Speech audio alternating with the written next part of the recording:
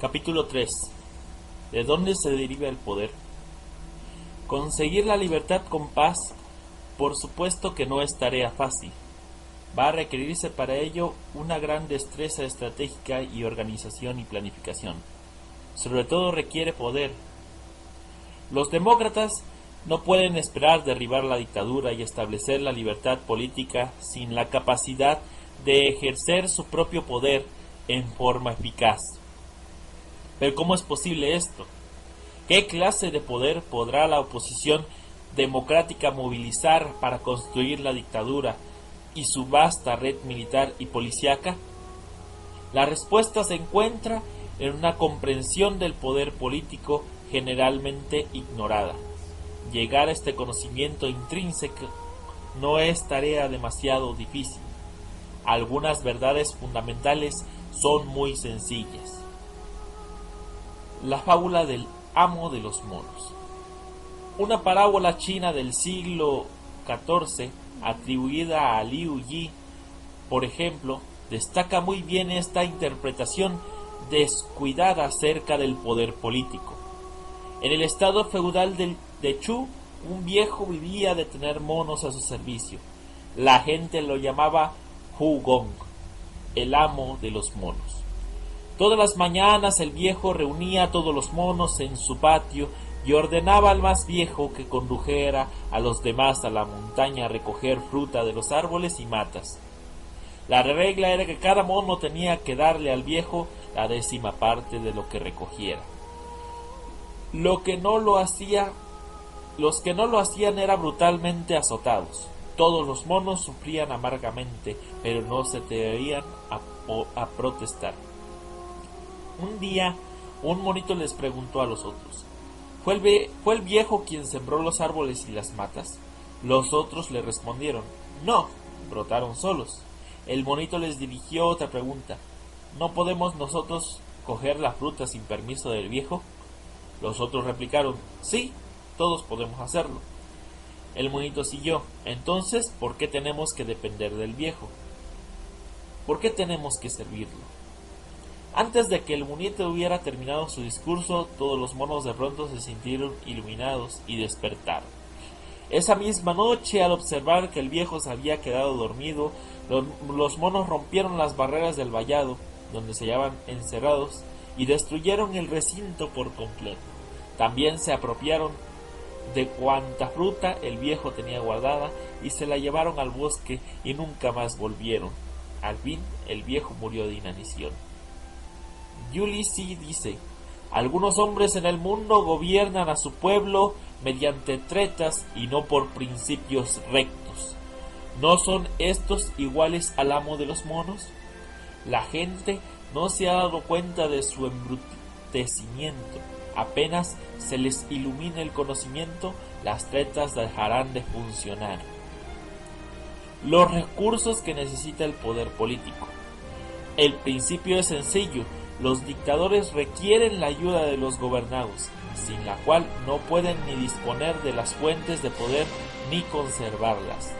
Entre las fuentes de poder político se encuentran las siguientes: la autoridad, la creencia entre la gente de que el régimen es legítimo y tiene el deber moral de obedecerlo; los recursos humanos, la cantidad e importancia de las personas y grupos que obedecen a los gobernantes y cooperan con ellos o los apoyan; el conocimiento y las destrezas, los que el régimen necesita para llevar a cabo acciones específicas y que les son suministrados por las personas y grupos que cooperan con él; los factores intangibles, los factores psicológicos e ideológicos que pueden mover a la gente a obedecer y a apoyar a los gobernantes; los recursos materiales, hasta qué punto controlan los gobernantes la propiedad o tienen acceso a ella; los recursos naturales,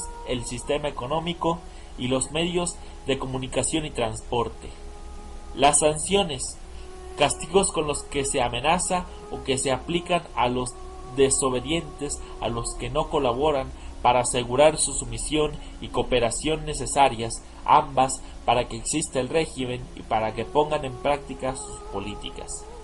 Todas estas fuentes, sin embargo, dependen de la aceptación del régimen, del sometimiento y obediencia de la población al mismo y de la cooperación que le brindan innumerables personas y muchas de las instituciones de la sociedad.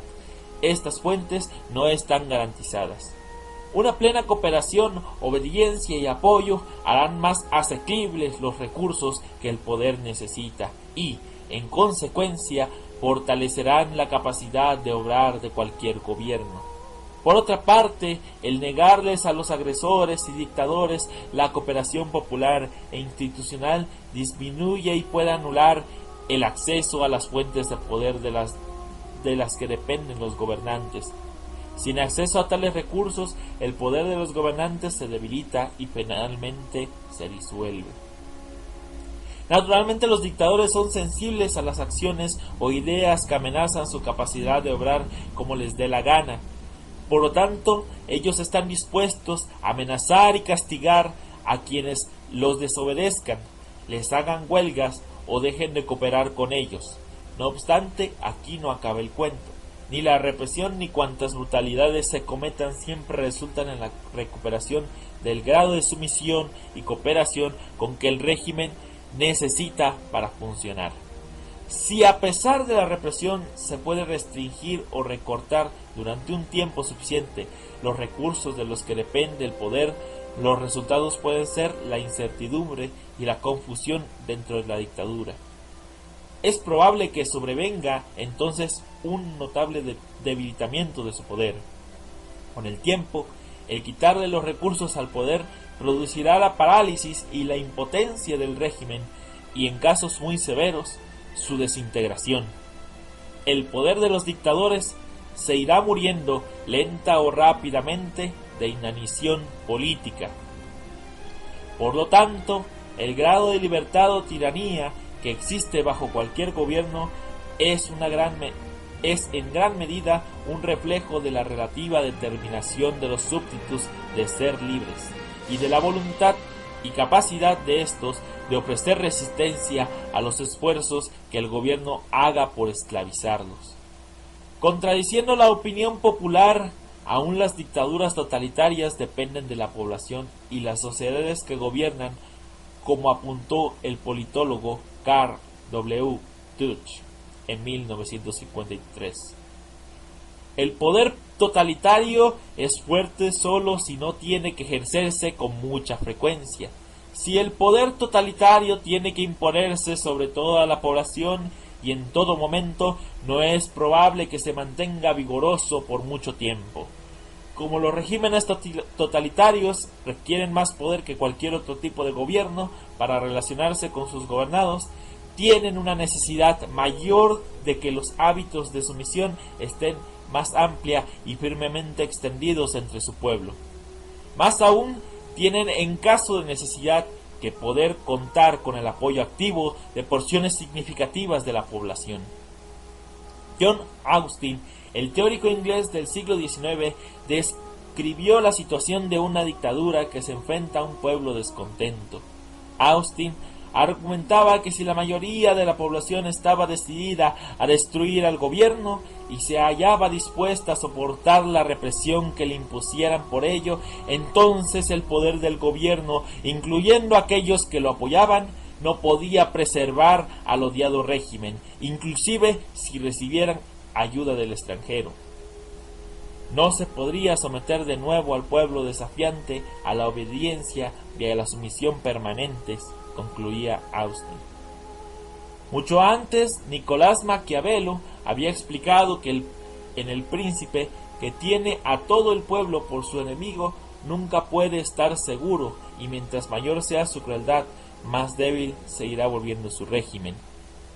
La aplicación política de estos principios la demostraron en la práctica los heroicos noruegos que resistieron la ocupación nazi y, como se mencionó en el capítulo 1, los valientes polacos, alemanes, checos, eslovacos y muchos más que resistieron la agresión comunista y su dictadura. que finalmente contribuyeron a producir el desmoronamiento del régimen comunista en Europa. Este, por supuesto, no es un fenómeno nuevo. Los casos de resistencia no violenta se remontan por lo menos hasta el año 494 a.C., cuando los plebeyos les negaron su cooperación a sus amos, los patricios romanos. Los pueblos en Asia, África, las Américas, Australasia y las islas del Pacífico, así como en Europa, han empleado la lucha no violenta en distintos momentos. Tres de los factores más importantes para determinar hasta qué grado estará o no controlado el poder del gobierno son: 1. El deseo relativo por parte de la población de imponerse límites al poder del gobierno. 2. La fuerza relativa de las organizaciones e instituciones independientes para quitar colectivamente los recursos que necesita el poder. Y 3. La relativa capacidad por parte de la población de negarle su consentimiento y apoyo.